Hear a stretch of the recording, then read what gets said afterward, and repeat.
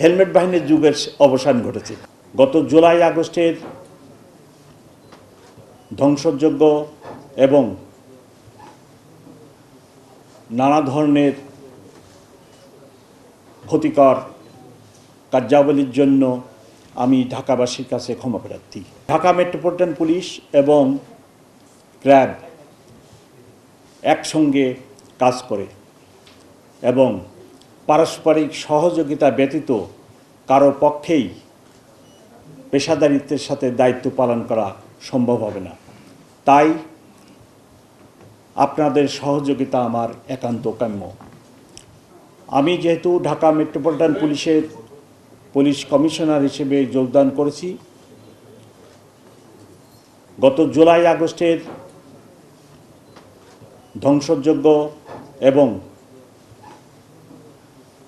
নানা ধরনের ক্ষতিকর কার্যাবলীর জন্য আমি ঢাকাবাসীর কাছে ক্ষমা প্রার্থী।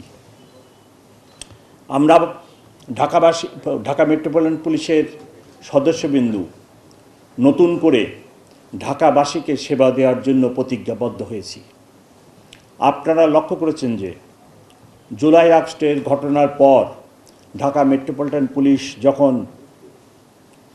অনেকটা নিষ্ক্রিয় হয়ে যায়, তখন ঢাকাবাসীর জীবন এবং সম্পদ কী পরিমাণ অনিরাপদ হয়ে যায়। আমি আশ্বস্ত করতে চাই, আমার যেনারা সহকর্মী আছেন তাদেরকে সঙ্গে নিয়ে এবং আপনাদের সাহায্য সহযোগিতার নিয়ে ঢাকাবাসীর জান ও মালের হেফাজত করে যাব।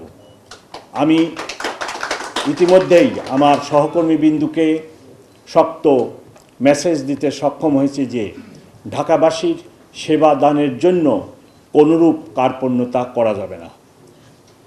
আগামী 16 ডিসেম্বর, 25শে ডিসেম্বর এবং ইংরেজি নববর্ষকে কেন্দ্র করে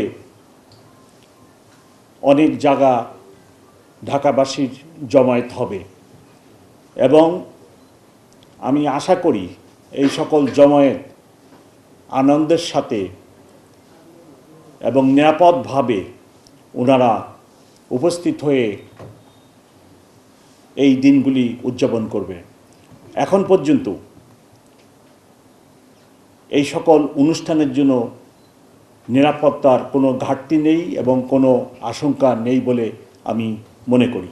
আজকের এই বৃত্তি প্রদান অনুষ্ঠানে উপস্থিত হতে পেরে আনন্দ এবং আমার কোনো সরকারি ফান্ড না থাকা সত্ত্বেও আমার কিছু প্রাইভেট ফান্ড আছে, সেই ফান্ড থেকে আমি 30,000 টাকা বৃত্তির জন্য প্রদান করলাম। ক্রাইম রিপোর্টারদের সাথে পুলিশ যেন কোনো অনৈতিক আচরণ না করে, অপেশাদার আচরণ না করে এবং মামলার